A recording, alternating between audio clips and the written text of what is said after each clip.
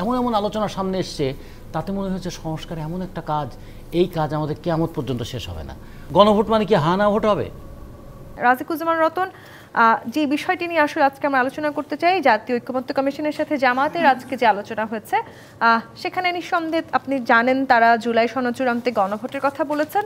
আমি একটু বলতে চাই, গণভোট বলতে আসলে জামায়াতের নেতারা কেন তারা গণভোট চাইছেন?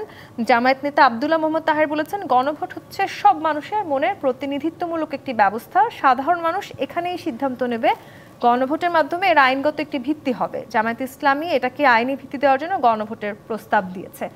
এই যে আসলে সাধারণ মানুষের প্রতিনিধিত্বমূলক ব্যবস্থা গণভোট, কিংবা জুলাইয়ের সনদের জন্য গণভোট প্রয়োজন, এই সাধারণ মানুষের কথা জামায়াত ইসলামী কি নিশ্চিত? এখানে তিনটা বিষয় আছে, ধন্যবাদ আপনাকে। তিনটা বিষয় আছে, একটা হচ্ছে জুলাই সনদ, যেটা হচ্ছে সাধারণ মানুষের মনোভাব এবং সেই মনোভাব প্রকাশের জন্য গণভোট। আচ্ছা, জুলাই সনদটা কি হবে, কেন প্রয়োজন, কখন প্রয়োজন ছিল এবং এখন সেটা কিভাবে তৈরি হবে, সেটা নিয়ে কিন্তু কোনো খুব একটা আলোচনা নাই। আর জুলাই সনদ মানে কি, জুলাইয়ে যে আমাদের গণ অভ্যুত্থানটা হলো, সেই অভ্যুত্থানে জনগণের আকাঙ্ক্ষা কী ছিল এবং সেই আকাঙ্ক্ষা বাস্তবায়নের জন্য কি তারা কমিটমেন্ট করেছেন, আবার পদক্ষেপগুলো কি হবে, এই তো থাকবে জুলাই সনদে।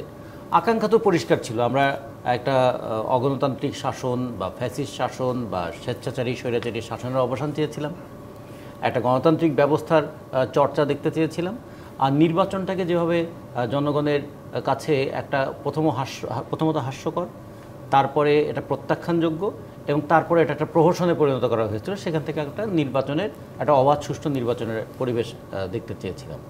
আর দেশের যে দুর্নীতি, যে লুটপাট, টাকা পাচার, এগুলো বন্ধ করা, আর দমন পীড়নের নানা ধরনের যে নিপীড়নমূলক কর্মকাণ্ড, সেটা যেন বন্ধ করে মানুষের মত প্রকাশের স্বাধীনতা, তার চিন্তার স্বাধীনতা এবং তার অস্তিত্বের স্বাধীনতা, এগুলো প্রতিষ্ঠা করা।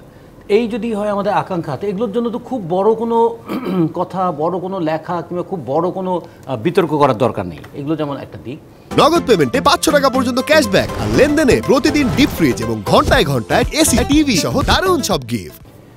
তারপরে বললাম যে জনগণের মত কি, তা জনগণ চাইবে যে আমরা 8 মাস আগে যে একটা অগণতান্ত্রিক শাসনের উৎখাত করেছি, এই 8 মাসে অগণতান্ত্রিক ব্যবস্থা যেন ফিরে না আসে, গণতান্ত্রিক ব্যবস্থা যেন প্রবর্তিত হয়, সেই লক্ষ্যে কিভাবে দেশ পরিচালিত হবে তার কিছু দৃষ্টান্ত পদক্ষেপ তারা দেখতে চেয়েছিল। তার জন্য ছোট ছোট যে সমস্ত সংস্কার দরকার ছিল, সেগুলো দরকার ছিল, সেগুলো করা হচ্ছে কিনা জনগণ তো সেটা দেখতে চায়। তারা বাজারে একটা সংস্কার দেখতে চেয়েছিল যাতে দ্রব্যমূল্য নিয়ে এরকম উথাল পাথাল না হয়।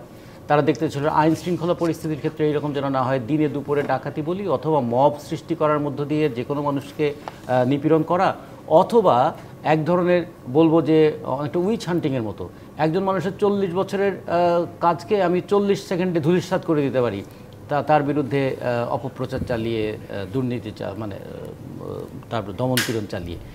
একটা সময় যে ট্যাগিংটা ছিল যে আওয়ামী লীগের বিরোধিতা করলেই মুক্তিযুদ্ধ বিরোধী, ঠিক তেমনি আবার ট্যাগিং যে বর্তমান সরকারের কোনো সমালোচনা করলেই তাদের ফ্যাসিবাদের সহযোগী, এইটার হাত থেকে মানুষ তো মুক্তি পেতে চেয়েছিল। এগুলোর জন্য কি খুব বড় কোনো সংস্কার দরকার ছিল?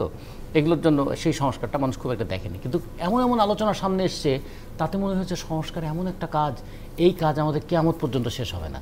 ফলে সংস্কার না হলে নির্বাচন হবে না, মানুষ তখন সন্দেহের মধ্যে পড়ে গেল, তাহলে কি সংস্কার নির্বাচনের বিকল্প বা বিরোধীদের দাঁড় করিয়ে ফেলা হলো? তারপরে বললো যে গণভোট।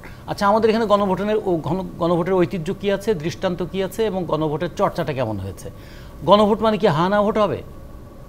হা না ভোট হলে কী হবে? আপনারা কি জুলাই সনদ চান না? এটা নিয়ে কি কোনো হা না ভোট হবে? হা না ভোট হলে মানুষ কি ভোট দিবে? চাই। তো যদি বলে কেন চান এবং চার্টারে কী আছে তা কি আপনি জানেন?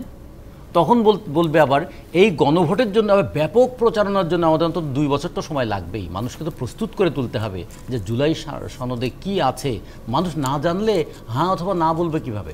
হ্যাঁ এবং না দুটো ছোট্ট শব্দ, কিন্তু ছোট্ট শব্দের পিছনে অনেক বিবেচনা কাজ করে। ফলে তাহলে হ্যাঁ না ভোট কেমন করে হবে?